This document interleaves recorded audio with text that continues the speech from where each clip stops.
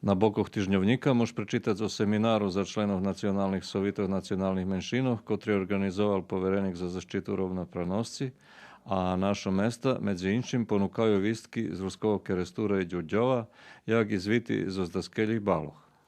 Zvit zo zročnej skupštiny Združenia paprigárov Capsicum Annum i nápis o produkcii vína v ruským kerestúre môž prečítať u rubriky Ekonomia. Kultúra i prosvita zvekšovo pošvecená jubilejnomu festivalu Novej ruskej národnej špievanky Ružová záhradka. Duchovný život píše o duchovných väžboch počas Veľkého postu, ktoré organizujú šestri službeníci u ruským kerestúre. U mozaiku môž prečítať jaký z misty za mladých ponúka Novosadský ruský kultúrny center a u rubriky Ľudze, roky, život predstavení Maria Budinsky zo Ruského kerestúra i Jozefina Balint zo Ďuďova.